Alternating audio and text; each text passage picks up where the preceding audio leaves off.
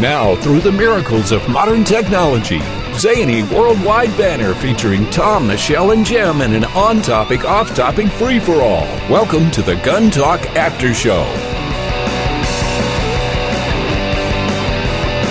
All right, we're into the after show portion where we have Michelle Cleland with us. Yay! Hello. And we have Jim Kinsey. Oh, no. What a shame. Jim Kinsey. Mr. Kinsey, how are you?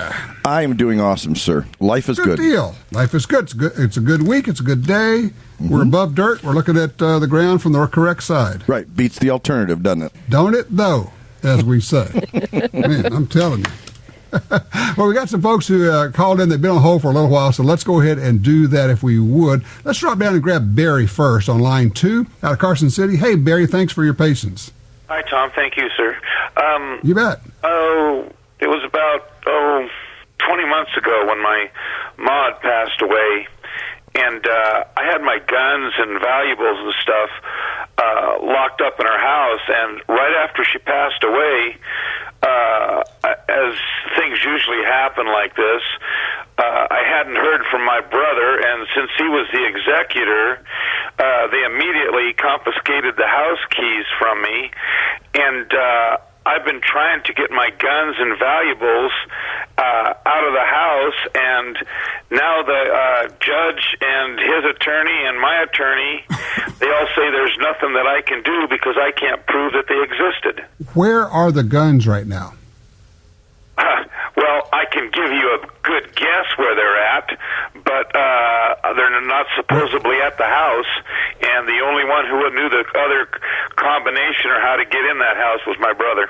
Okay, so you think your brother has the guns? Oh, yeah, I know he's got them. Well, I doubt if he's got them at his home. Do you have any record of these guns, serial numbers, models, anything like that? I have to go. I've been trying. I went back to most of the places where I bought them, and they're trying to dig my serial numbers up because I don't know if this was a wise thing to do, but I had my serial numbers locked up in the safe. Not in the same safe. Yeah. Oh, no. No. And I mean, I've got a few. I've got two. I've got about 3 serial numbers of. I got a M4 Colt and a couple of SIGs pistols.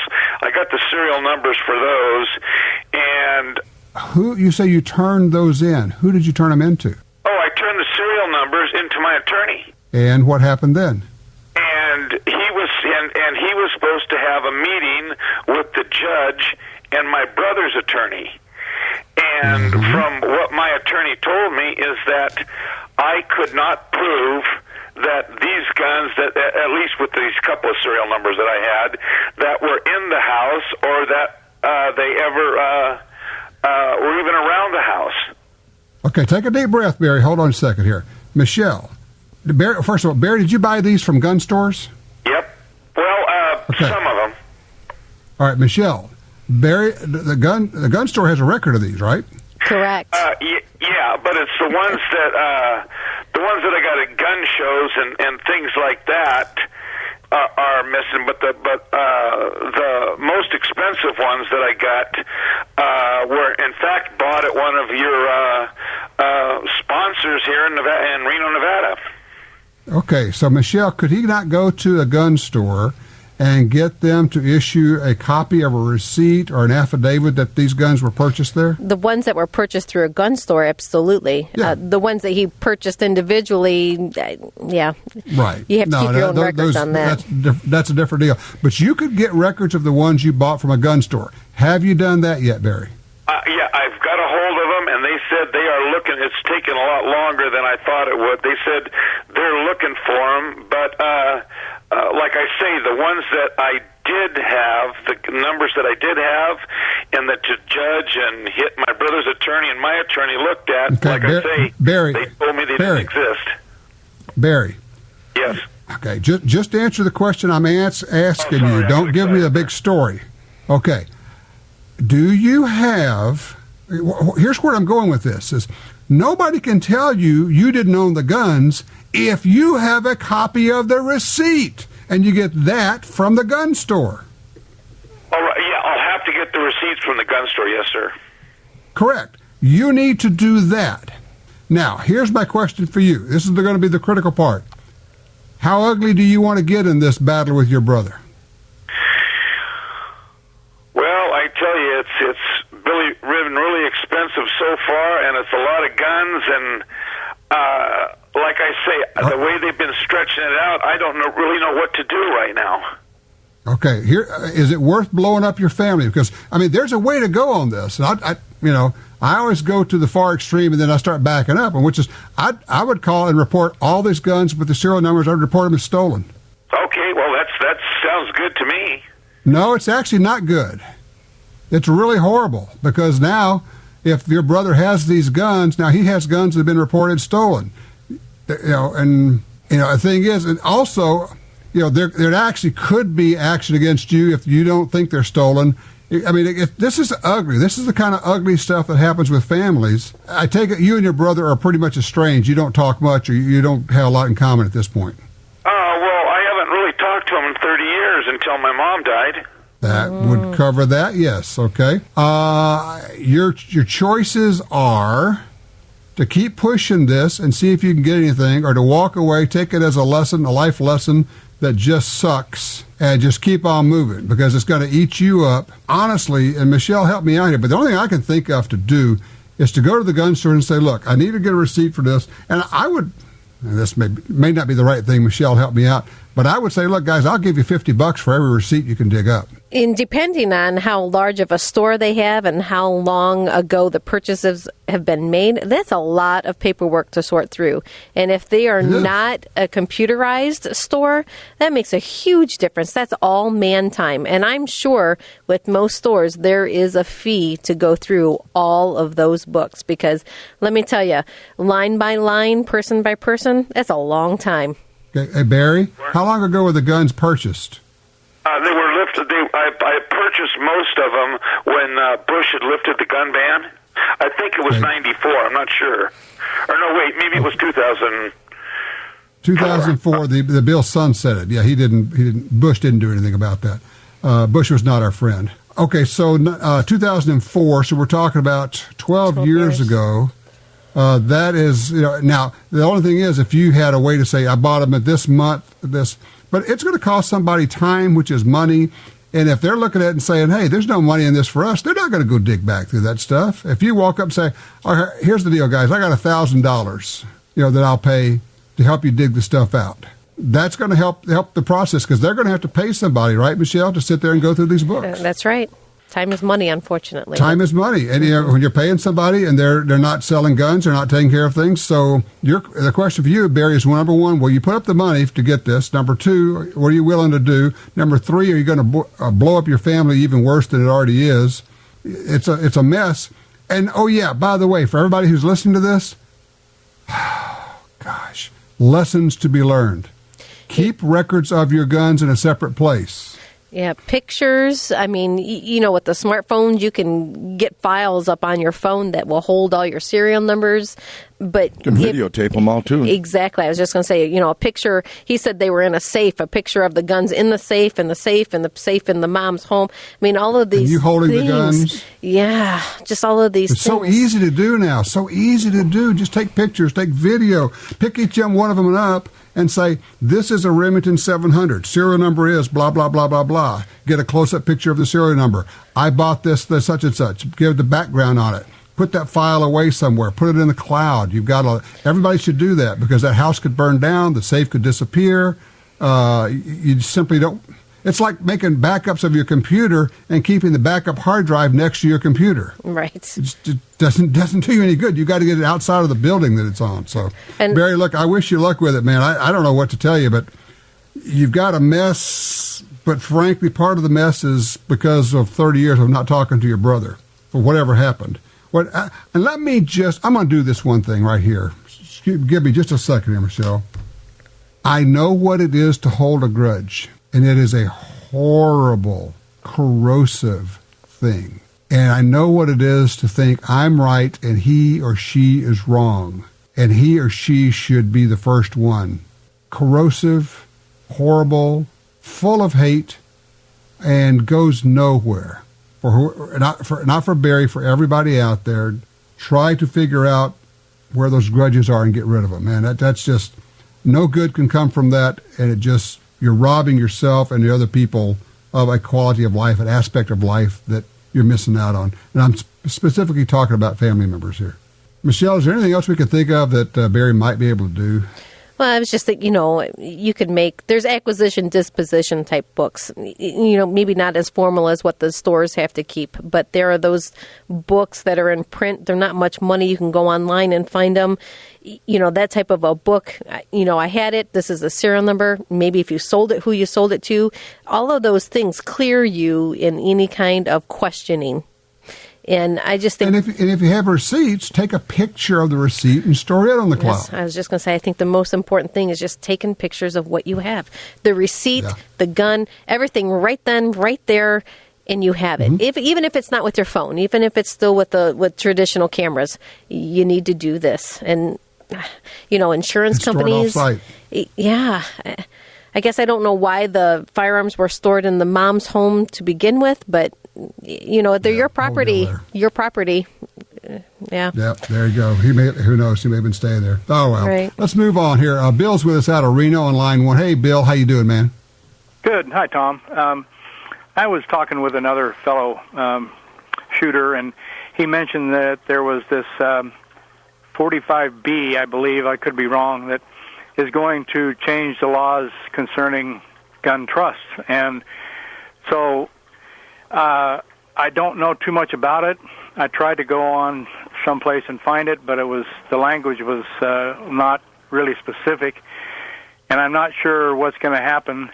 And that's number one, if you know anything about it. But then number two, if sometime by July 1st is going to happen, if I were to create or get a gun trust made, would it be grandfathered? And also, is the suppressor that I would buy and put in the trust also going to be covered, or is that going to be a separate deal?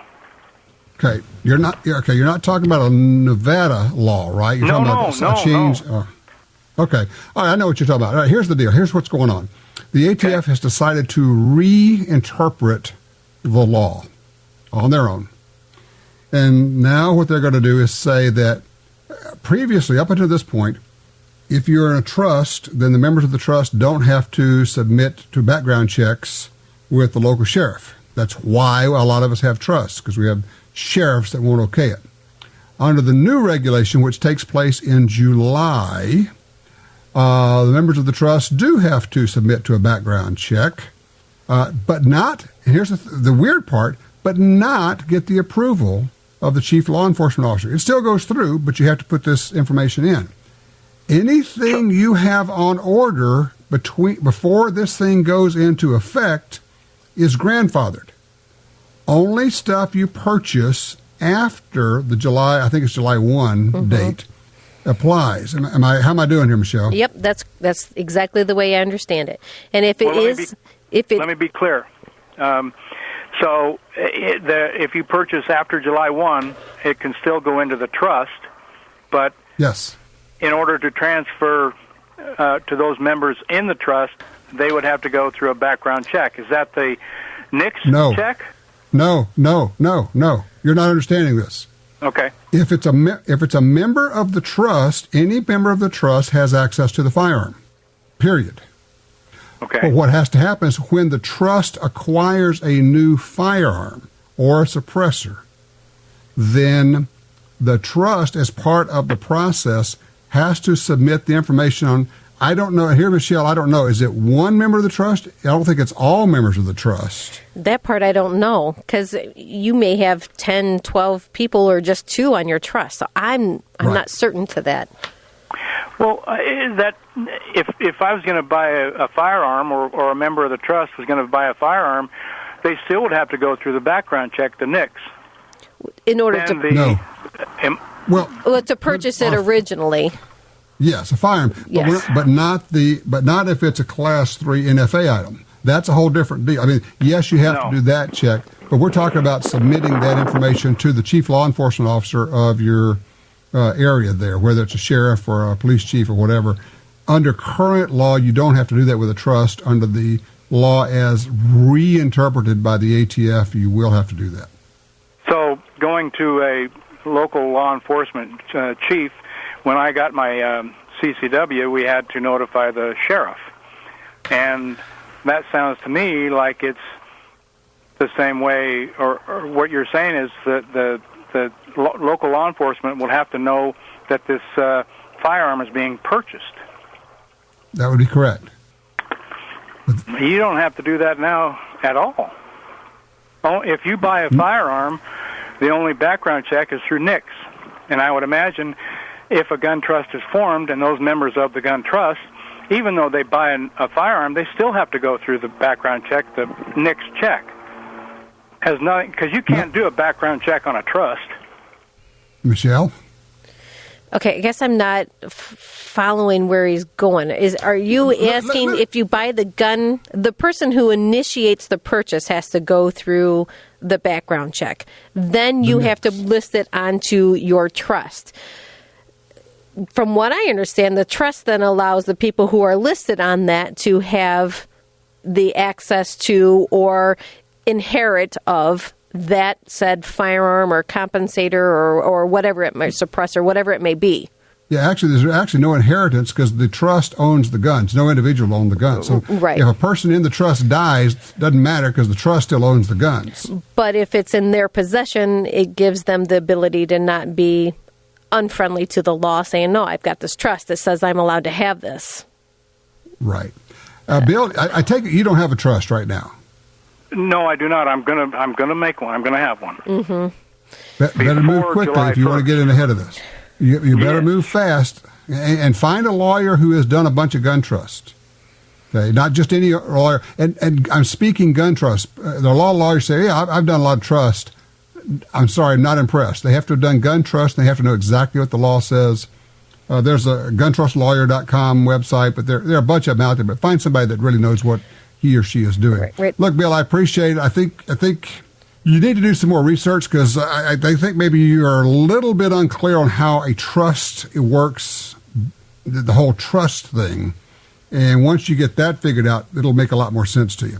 You know, I'm thinking, Michelle, we need to get one of our NFA experts on to explain this change in the law, the reinterpretation, so we can go into this. Right. I think it's going to affect a lot of people. I'm sure a lot of people have questions about it, and maybe people didn't even know that this was a change that was coming in. But anything that you have on order, if there's a serial number for, you got to get it now. You got to get it listed on that paperwork. All this stuff has to be notarized. It's not just as simple as writing it on a piece of paper. It has to be, notarized and given to the jurisdiction of wherever you are, your state, or wherever you are. But there's steps to go through. It's not a one-day process. Yeah, if you're not familiar with the NFA stuff, there's more to it than you think. Once you're familiar with it and you know how to make it work, it's not a big deal. Hey, well, let's take a quick break here. We'll come back, and then Jim and Michelle and I have a few things to talk about. Don't go away.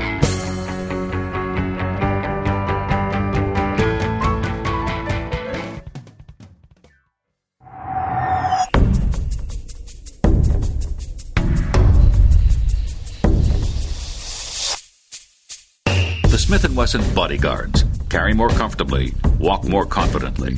When it comes to personal protection, nothing beats a Bodyguard. Choose the lightweight, compact, and concealable Bodyguard 380 pistol or the Bodyguard 38 revolver, both with a built-in laser sight. The Smith & Wesson Bodyguards. Carry more comfortably, walk more confidently.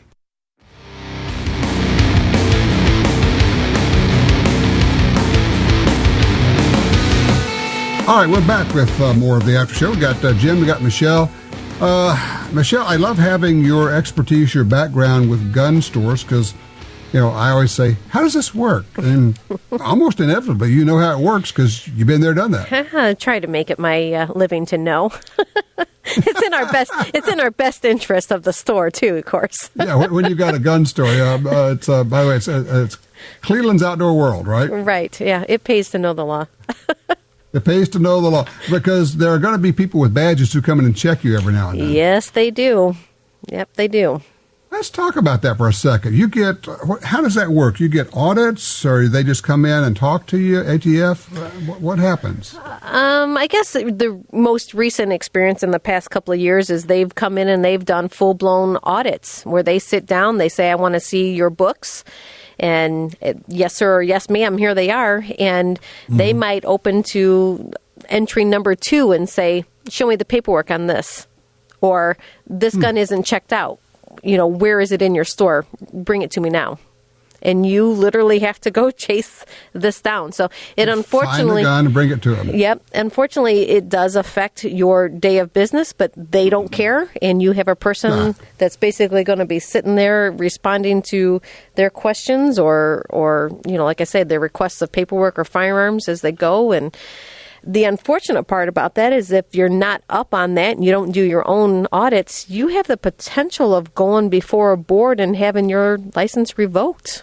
Now, I have heard, is this true, that stores have gotten gigged by the ATF for transposed numbers, or like on the form where it says country, or it says county. People think it says country and they'll put USA where it says county, and then that becomes an issue on the 4473? Yes, that's true. Any kind of error is a red flag to them. And it can be the simplest things, and there's ways to go about filing the correction about it, but it still correlates to the fact that you've had an error. And so many errors, and they can bring anything up that they want to. That's the point of all of this concern, is anything that they want to bring up in front of their higher ups can be reason for losing your license. And if you don't spell out Ohio or Louisiana and you just put OH or LA, well, they want it spelled out. You have to spell it out. That's the law. Really? You have to spell out the state name? Well, some will tell you yes, and others may tell you no. And the example they give you on the form, says Virginia driver's license. So is VA not enough, or do you need Virginia? For somebody who says, well, they can't do anything. We have the Second Amendment. How are they going to affect us? So, well, all they have to do is have an administration who tells the ATF, drop the hammer. It's their interpretation. Do everything you can to hammer every gun store out there, and we can drive about 3/4 of them out of business. And no law gets passed. It just becomes, if they say we're going to bring in 3 auditors, and we're going to be here for 3 weeks, and we're going to need 6 of your employees to be available to chase this stuff for us. I mean, and people say, well, that would never happen. Oh, it already happens. It happens. I know of stores that have had an audit that lasts weeks. I think it depends on the vastness of what you do, I believe. There's different reasons why they go to different places. Then there's stores that have never seen an ATF agent at all, ever.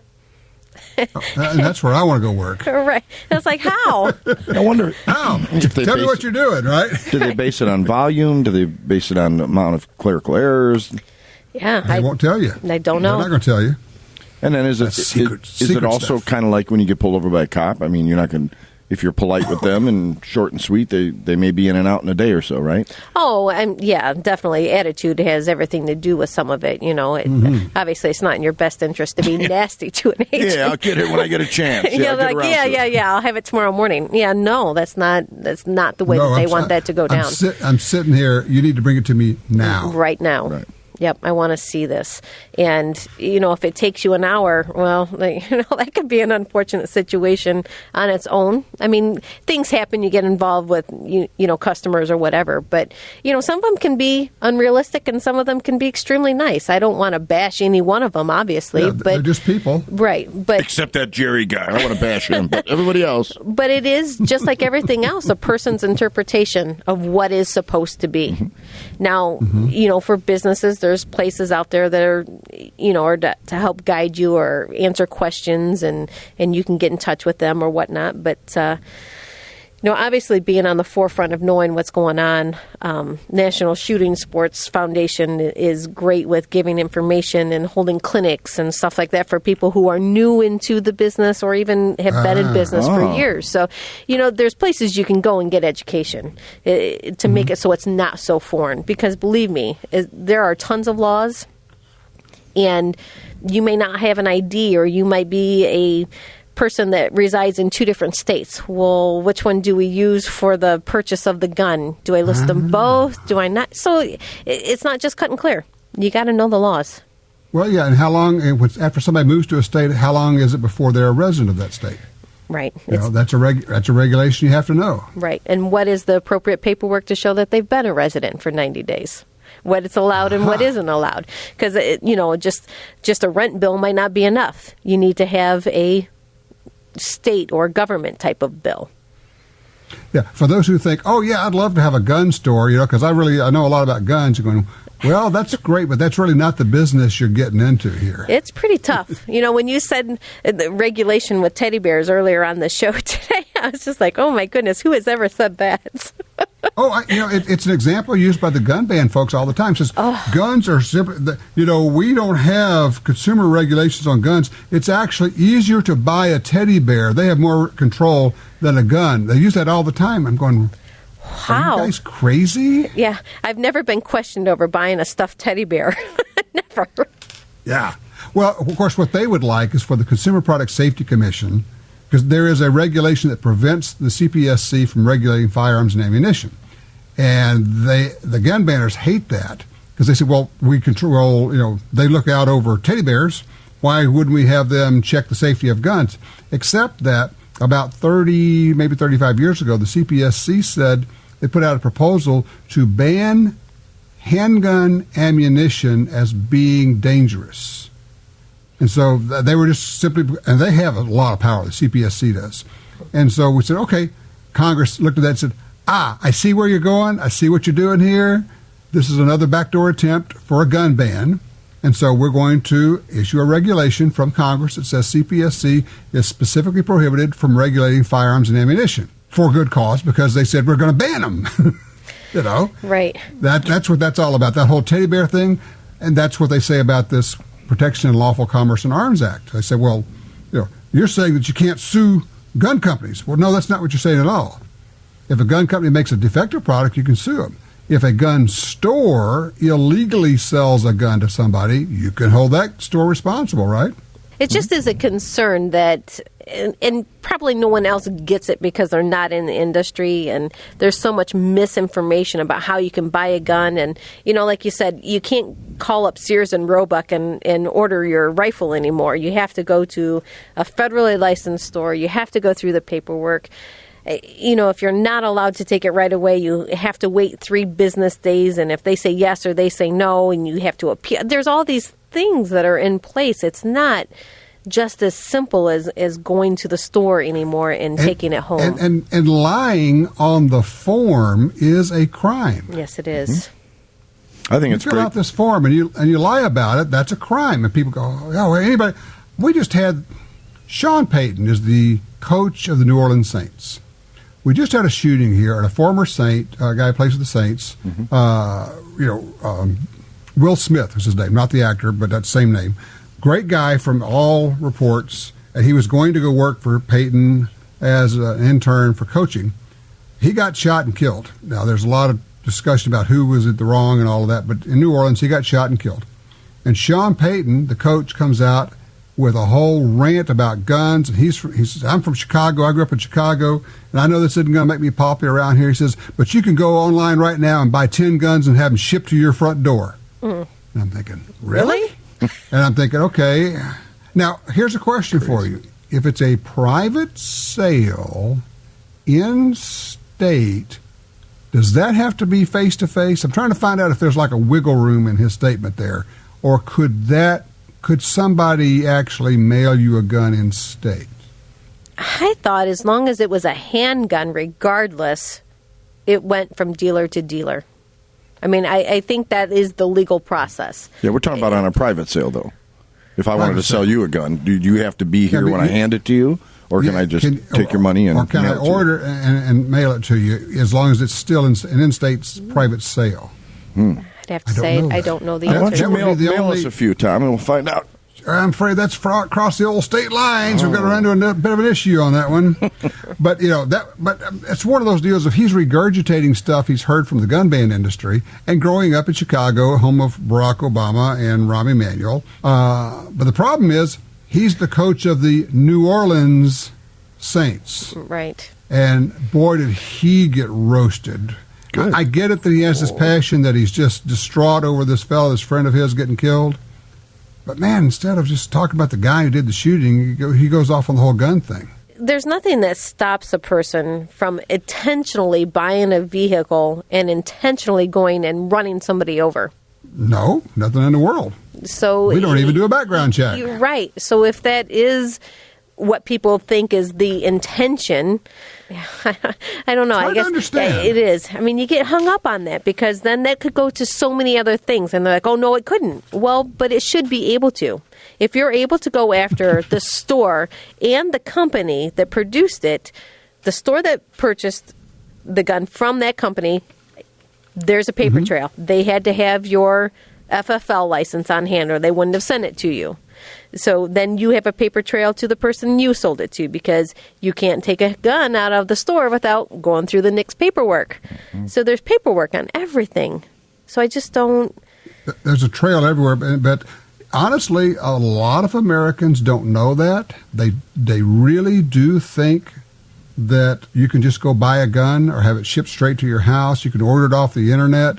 You get it shipped, because they've been told that, and they don't know. They don't have a frame of reference for that. And the problem here is, and I hold the media responsible, because they're supposed to help the public. Part of it, the role of the media, is to help the people understand issues and investigate the truth. And well, you know, and in this case, when Sean Payton or one of the gun ban people says, well, anybody can just buy a gun and have it shipped to their home, the reporter should be able to say, well, we looked into that. That's actually not the truth. Actually, you know what happened this week? Speaking of that, we actually did have something like that. Believe it or not, the Washington Post investigated one of Hillary's claims about guns from Vermont coming. Did you see that? Yes. Yeah. Guns from Vermont coming into New York, and that was a key source of crime guns, and they rated that as a 3 Pinocchio lie, 3 out of 4. So they just said that's not a mistake, that's just a lie. So every once in a while, the media comes up with that. You just wish it would be more often so people could actually understand what the truth, what the actual facts are. Or that it was more nationally recognized as being put out there, because they're not going to cover that. I tweeted about it, so everybody should know it by now, right? Sure. That's right. Excuse you. That's right, exactly. Ay. Oh, boy. Well, let's see. We got to shoot pigs with 45, which... while a lovely caliber is not going to be my choice for a pig gun, I can just tell you. It worked, but if I'm going to hunt a pig, probably want something like a 44 Magnum. You know, I mean, why wouldn't you pick a bigger gun? The rifle worked great. The handgun worked okay. But, yeah, what is it we always say? Handguns work, like medicine. Sometimes it takes them a little while to work. And, this time, Ryan shot him, made a good shot on him, ran about 100 yards, and we found him. But I was shooting a camera. I did get good video of this thing getting hit. It was pretty cool. Sweet. So, yeah. Let's see. We shot that stuff. And, I already got a couple of emails on sand gnats. They said, yes, you're right. They are flying teeth. So, you don't want... Sand gnats are awful. Man, I mean, you know how a mosquito, if it bites you, it's not, you go, okay, I think I got bit by a mosquito. These things... It's like, ow, ow, ow, ow. They're hurting while they're biting you. I was going to say, it's like stepping onto a fire ant hill. Oh, my gosh. Well, no, because if you really get a bunch of fire ants on you, you're going to get naked. Right there, I don't care where you are, it's what's going to happen, because you are going to pull your pants off and get at those suckers. No. Fire ants are the worst thing in the world, and we have them everywhere in the South. And awful things. So, well, you look for the mounds, though, right? The sand gnats, I don't suppose they have. You have no idea. That's right. Sand gnats are sneaky little boogers. You can hardly even see them, and then all of a sudden it's just you're getting bit. So I am very much anti-sand gnat. I just got to say that. I'm going to get it right out there. He's ASG. That's right. Is there like insecticides that you can use to prevent sand gnats from infesting your body? Yeah, I'm thinking we're going to go with like massive airdrops of DDT. There you go. Oh, well, that should work. I mean, yeah, we all get cancer, but look, we're going to kill those little buggers. Nice. Whatever it takes. We're going to do an aerial drop on them. Oh, sweet. How about that flamethrower that I used? who did the TV show with. Yeah. That would be a really good stand-up. Here, hold on. I'll get them off your arm for you. Jim, you go first. Yeah. She wouldn't have to smack me anymore. She'd have her own flamethrower. Oh, you've been being named this show. You've been good. Torch me from across the room. Thanks, Michelle. I'm thinking maybe we could probably take up a collection and get Michelle her own flamethrower. Sure. Just, Yeah, that's what every woman should have. Are the steaks done, Radiant? Oh, not yet. Oh, that's okay. I'll speed it up a little bit. Well, creme brulee, here I come. Just gently toast the top of it, right? With diesel fumes and fuel. Oh, that's no problem. Tasty. There.